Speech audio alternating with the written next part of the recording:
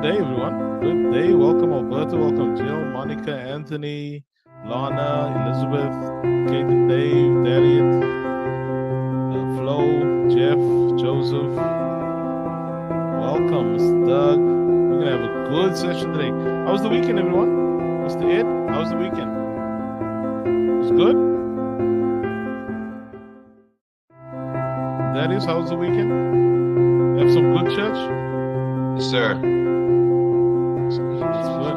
It's cold this morning over here, though. Oh, and it's absolutely beautiful weather this side, so I have to rub it in, Yeah. We're one of the nicest days we've had in a long time. How you doing, Flo? I'm doing good. I just want to give a shout out for the coffee shop that Angel, put on, and how much I appreciate it. But I want to thank Kate and David for the mindset. They did an excellent job on the mindset, and then Park for explaining several of the questions that Monica had. And I just want to say how well I really enjoyed it, and I learned a lot too. And I just want to tell you thank you, to all three of them for putting that on. Thank you. Awesome, Flo. I love that. Awesome. Thank you for the mindset, Kate and David, and thank you for everyone who participated in the coffee shop as a whole. And I'm glad to hear that Monica's asking all those questions as well. Right? I like that. And I'm not joking, guys. When I say I like people asking questions, it's good, especially when they engage you in that way to get that knowledge flowing. Remember, 3 types of traders you need. One that is equal to you, one that you're better than, and one that you learn from. So it's always important to have those people in your group and in your corner. And I know Kate and David always bring some good value, so you should see how my email looks from them. So, there's always value when they send me some good emails, some good quotes, some good things to live by. Welcome, Teresa. Welcome, Jen. Good to see you. So, Jill asks if it was recorded. I'm not sure. I'll have to find out whether were they. It was not recorded. Oh no, that's so sad. So no one recorded it even locally. Maybe Angel or Park or anyone. If not, we'll find out by them. But that being said, we're gonna have a good session today. I'm gonna cover some trading mindset today as well from the great Mark Douglas, and then we're gonna cover the areas of value. And I want you to take notes, because even if you've watched the class before, I'm gonna make it a little easier to select which area price will go to. Right? So you had the areas before. Now I'm going to show you which one it's going to reach for, and that should make a material difference to your actual trading as a whole. But before I do that, I'm going to jump on, because we're going to go live for a bit in the Connect, Trade, and Grow group as well. So I'm going to go live and just look at the NASDAQ chart, because it's an interesting one at the moment. So let me bring up that chart, and then we'll jump in a little later. Philip says, I like easier. Awesome. That's good. Easier is definitely what I'm going to do. It's going to make it easier to see which one will go to with a set of rules I'll give you today. Okay, so if you're listening to me in Connect, Trade, and Grow, or you're listening to me here, get your notepads out. We're going to look at a chart quickly. I'm going to discuss some of the things I see on that chart and where I potentially see the chart going, possibly even into the next month. And that's always good. Write this down for your notes. You want a long-term projection. Right? You want a long-term projection because you want to trade in the same direction for longer periods of time. That's how you maximize profits, right? That's how you maximize profits. So I'm going to be looking at the NASDAQ chart, and this is an interesting one.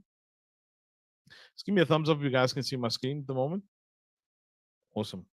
It's an interesting one because it says a lot about the economy, right? If you're looking at some of these big tech stocks, or you're looking at some of these big stocks, it says a lot about what's actually happening in the economy.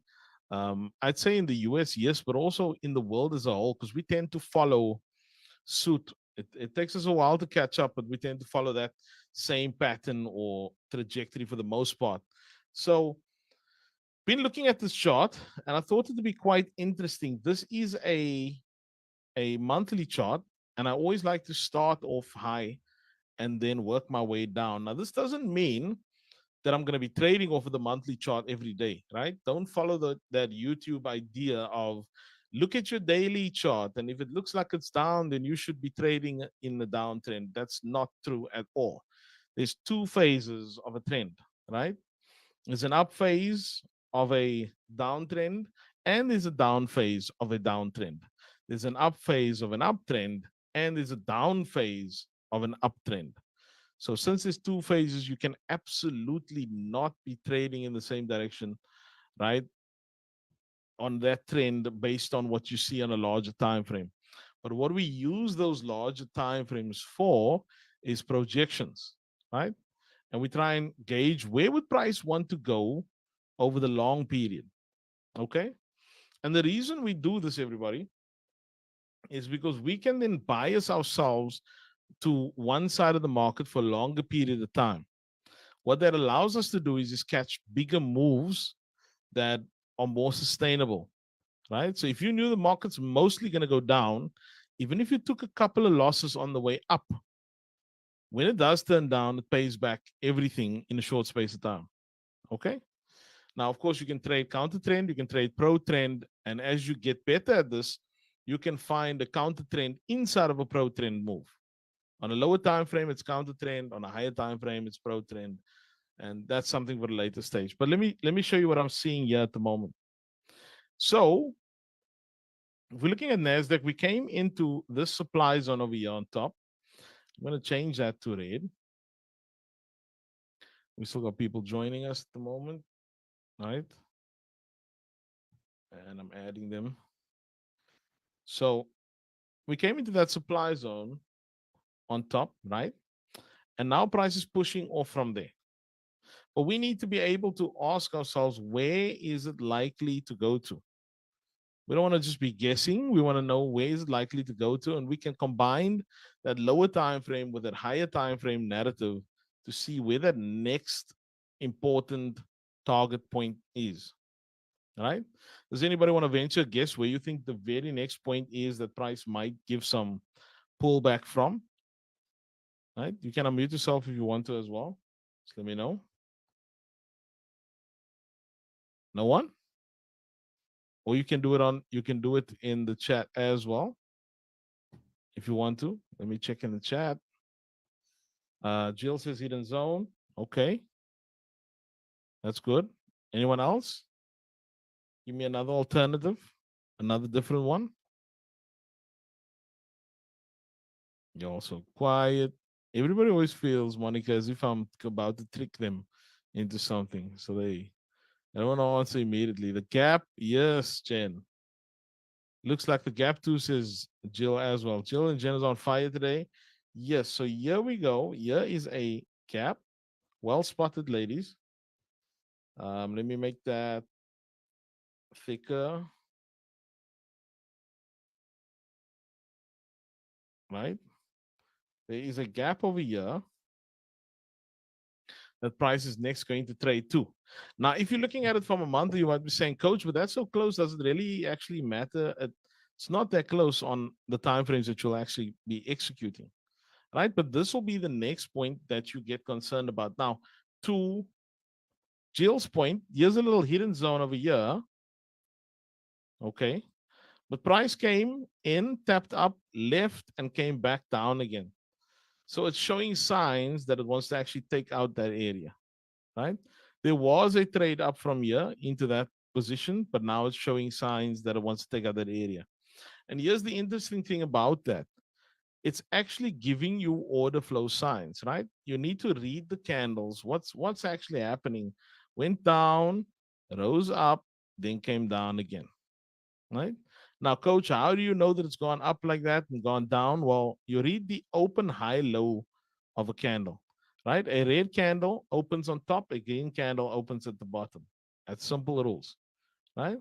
So the red candle opened over here, went up, dropped down, all the way down till here and closed over there.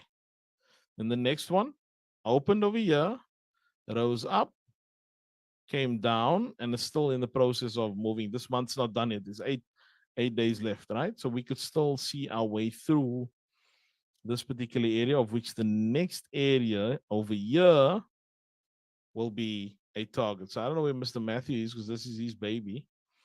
I'm not sure if he's on, but I'm covering his NASDAQ um, just to show where we are overly going. Now, another thing that we could say is that we had a break of structure over here. And price tends to want to return beyond the break of structure. This gives us another confluence, right? That price wants to come to this area, right? There's a 50% mark of it that sits right at that break of structure point, 50% of the gap. So we could very realistically see price come down to that point and then start to progress up. Now, on the lower time frames, we'll then decide how it gets there, and we'll see if there is a narrative for that. But on the higher time frame, we're just looking at what's actually happening overall. So now, if we go down to the daily time frame or even a weekly time frame, what we can see is we can see that price has gone up, broken down, and is now sitting over here, right? Usually price will go, and I showed you that in another class. This is not for now. But usually what price will do is price will go, that's once, twice, right? So it breaks once, goes up, breaks down, goes another time. The third time it will come up. Just check this out on your charts. Do it on a higher time frame first. The third time it comes up, the usual rip away very strongly without giving you another entry. You will see it, right? If it's not going to do that, it will break above that and it will put in much higher pricing and stuff like that. But right now, the order flow on the chart is down and we trade what we see, right? Even if it turns around and does something else, we trade what we see. Does that mean you can sell today? Does that mean you should jump in and sell today? Let me see in the chat. Now, of course, if you're in Connect Trade and Grow and you're live with us at the moment, you can also let us know in the chat as well. If it hit the monthly, shouldn't it see a weekly? I'm not sure, Jen. Just add some more context to that there. I'm not sure what you meant by that. Let me see in the chat as well. Could we just... Oh, seek. Yeah. Okay. I'll speak on that now. Good, Lana. Good, Teresa. We can't just decide we're going to sell, right? Because we've just taken a low, right? And after a low is taken, there should be an expectation of a pullback, right? There should be an expectation of a pullback higher to then go lower, right? So we have to validate that pullback. Remember, it's very static, external to internal. That's going to be one of the most valuable classes you ever watch. You should watch it on repeat. External to internal, internal to external, consistently, over and over. How do we know that? Let's have a look here. When it broke the low over here, it pulled back strongly in there, right? And so that's what we expect. We don't know when exactly it will happen, but that's the expectation. And we frame that in that context. If this is a weekly, right, we would then be looking to a 4-hour. And I'm coming to what you're saying, Jen. As it stands now, we have no indication it's going up yet. It needs to break structure, right? It needs to go up and break structure before we believe that price is going to go higher, right? So as of now, on the 4-hour and the weekly time frame, if that's your time frame sets that you're trading, there's no signs as yet that it's going to go up. Okay. Then to Jen's question, if it hit the monthly, should it not take a weekly? Yes, Jen. Most times that will happen. So when you do take a trade from the bottom up, there could be an expectation, depending on where you get in, that it might go higher than one weekly and then turn down again. But what I will say is the times that mostly happens, Jen, is when the zone you're hitting, right, is also in a discount or premium of a range, of which that zone is not, because it's sitting there on top. Had it been this zone here, then almost certainly it's going to go and take that one. But when it's still coming from a premium, it tends to use these as targets to go all the way down further into a discount of the last range. So we trade from zone to zone, but we also trade from range to range, right? This breakup here was the last range broken up, and now we're trading down to that internal day again, right? Now, this is just an overview of a chart. This is not actually what today's class is on. So when we get back a little later, I'll cover the areas of value where you're going to take most of your trades from, right? And that's going to be super important. I'm going to give you the exact 3 areas from which price will trade most of the time. And then I'm going to give you criteria as to how to select which one of those 3 it will likely run to. Now, you guys are lucky that, especially our newbies, because 6 months ago, I didn't have that areas. I had the areas of value, but I didn't know exactly where it will hit. Thank you to Mr. Doug Schultz being on the call here, because he started that process of me deep diving. I believe in giving credit where credit is due. He started the process of me deep diving to go and find which specific areas I'm going to use. And that's what you're going to learn today. You guys excited? Smile a while, as they say, and give your face a rest. If you don't smile, I'll jump off this call and I'll let Teresa teach the rest. Right? She secretly knows it. Okay. So before we go on, that was just my overview of what I think is happening here. Mr. Matthew joined so late that he missed my whole NAS breakdown. He'll have to go and watch the replay of that. But what I'm looking for now is more downside on the long term, right? I'm thinking more downside in the long term. I'd get cautious when we get around here to that monthly gap, especially beyond this break, should we get there. Because, look, I'm be honest with you, if we get here, I'd rather see price go up. I'm a little bit biased there because I'm a bit worried about what it means for the economy and everything if we start to see Nasdaq come below these lows and further down. I think we're going to be in for some turmoil worldwide if it starts to get that low after running up this high, right? This was a pullback, yes, but this will be a worse one because if we break here, we're literally putting a massive M in at the highs of price, which means much longer term downside. And I don't think any of us really want to sit through that. But we are traders, so we can capitalize on the market from that perspective, right? Okay, so short term, I mean long term for the next month, I think more downside on the NAS based on the structural breakdown that I gave right now. With that being said, I'm going to go over to some mindset concepts today, which I think is valuable. How many of you have been going through the Mark Douglas book? Right? Have you gone through it once, twice?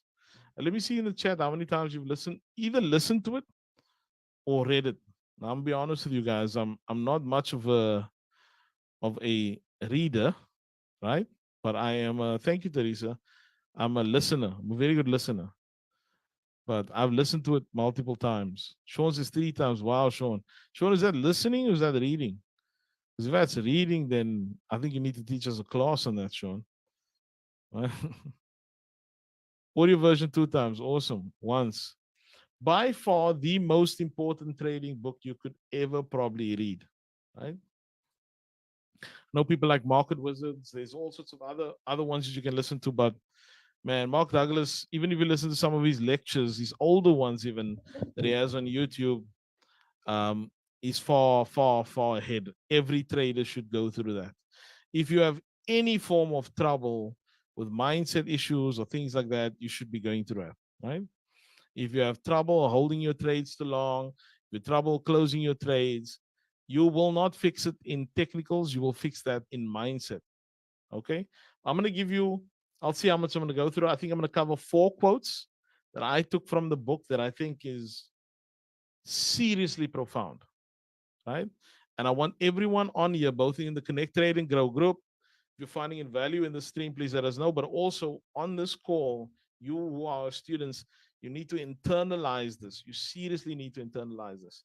Now, you're going to come to some classes where we're going to talk some spiritual things. You're going to come to some classes where we're going to talk some natural things. And then some classes are going to be about trading mindset as well. Today is the trading mindset, right? So I'm going to share the first one. I'm not going to share the slides because it jumps around on my screen here. But the first quote that I think is very profound from that book, and there's tons. Please remember in your actual backend, Alberto, you have access to that book as well. So go and download it there. Everyone has access to it. Anthony, go and download it if you haven't. But then also on YouTube, there's a summary. There's a summary that you can listen to. The summary should get you engaged enough to want to listen to the entire book. So if you find it hard, Lana, going through that and get the summary first, and the summary will get you excited enough, Ed, to make you go through the entire thing, right? So let's have a look at that. So, first one, if your goal is to trade like a professional, show of hands, how many want to trade like a professional, right? Okay, no hesitation there. And be a consistent winner, then you must start from the premise that the solutions are in your mind and not in the market. It's not, let me find the next holy grail, let me do this, let me do that, let me do that. It's always going to start in your mind first. It's going to cover how you learn. It's going to cover how you trade. It's going to cover how you feel after you've traded badly. It's going to cover how you feel after you've traded successfully.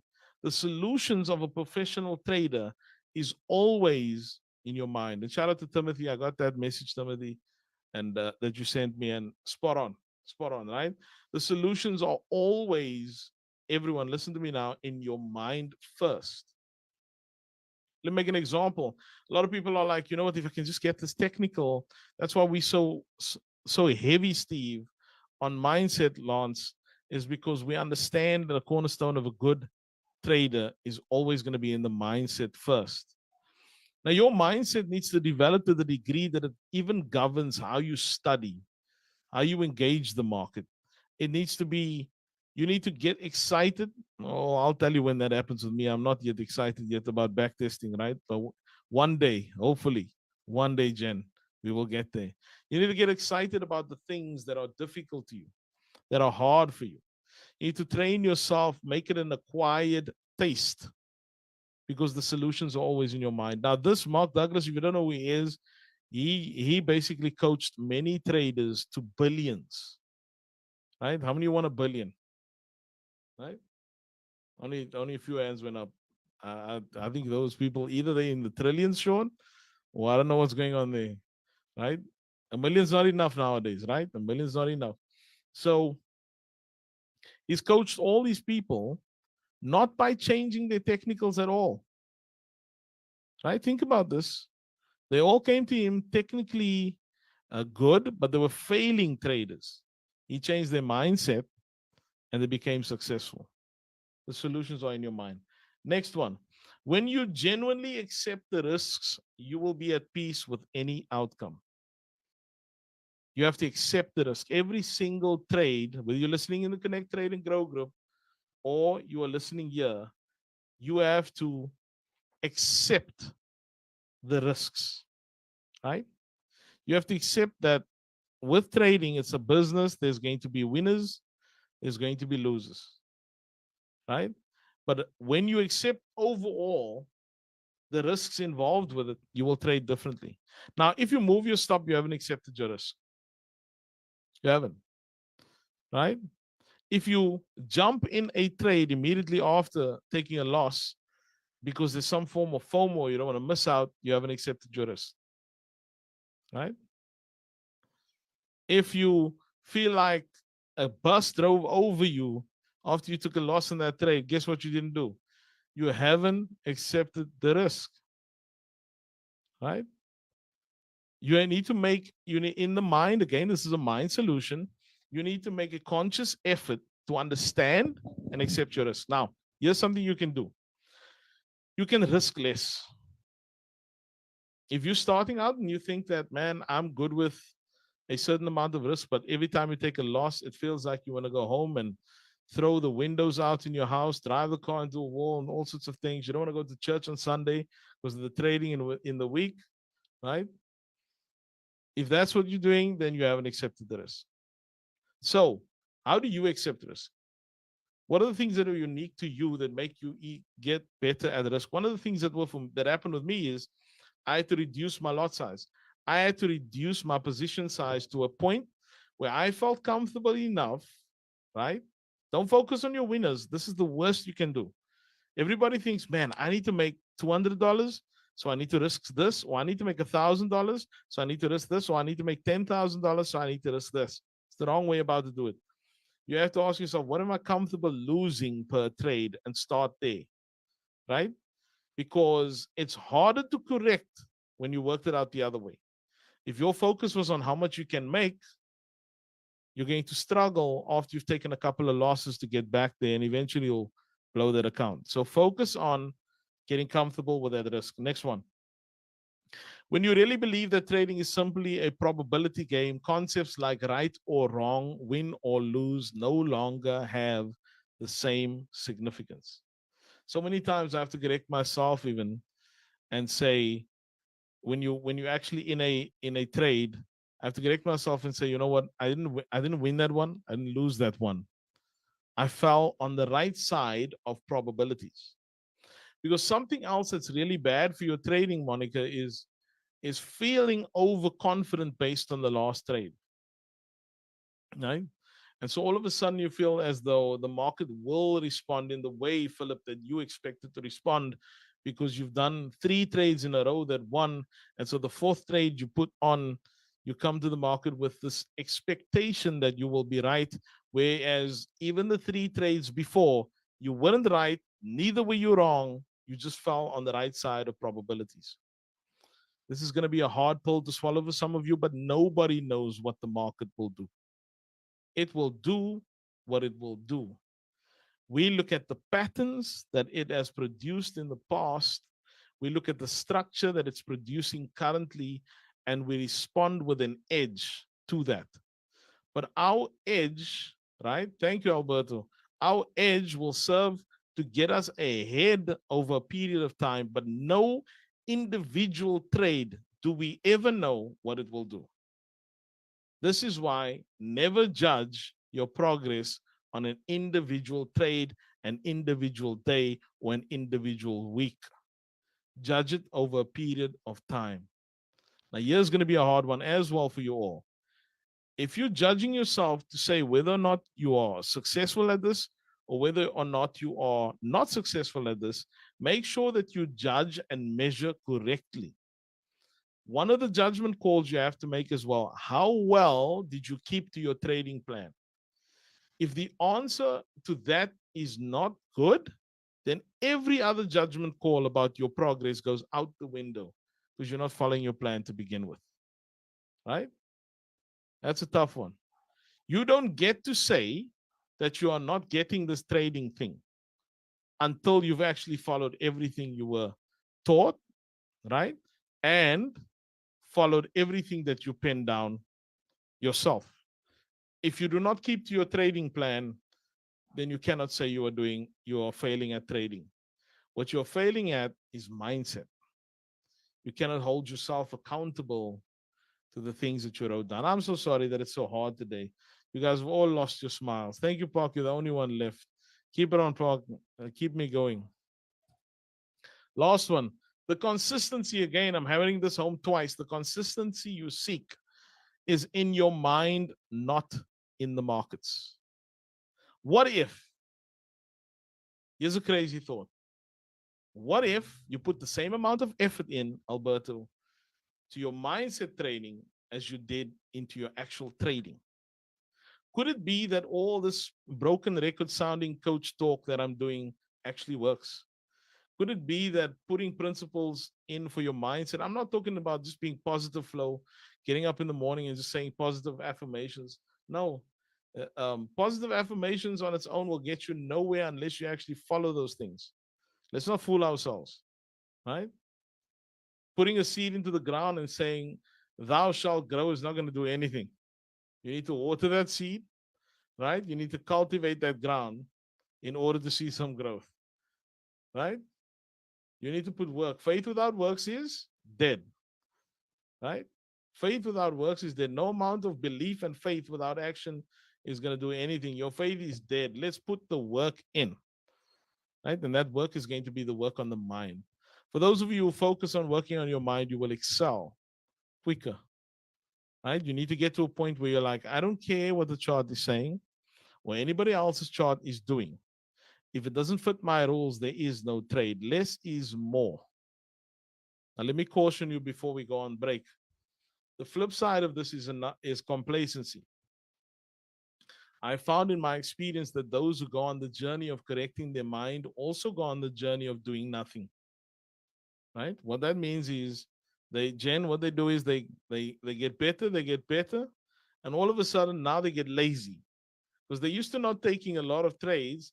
Now they don't mark up their charts in the same way anymore. Now they don't actually investigate the market in the same way anymore. All of a sudden they're like, okay, I don't see anything clearly. Coach said, if it's not clear, don't trade, and they walk away for the whole day, only to come back and see that the market was clear. They stuck around a little bit. So find the balance in your personality, right, that suits your trading career. These things are crucial. Every trader worth their salt will tell you it's a mind game. Those who tell you contrary to that are probably lying to begin with, or they are just probably a psychopath. They have no feelings, right? And they just don't need that at all. So we are not that. So if you're listening to me in Connect Trading Group, we're going to take a break. Students, we're going to take a break as well. We'll come back in 5 minutes, and then I'm going to show you the areas of value. We're going to have some good discussions around that. I'm going to show you proper examples of where you can get in on those trades and where those areas are. Now, the interesting thing and the nice thing about this is applicable on higher time frames and lower time frames. And I'm going to cover how these things integrate with one another. So I'll see you in 5 minutes. Come back in 5, and then we'll continue.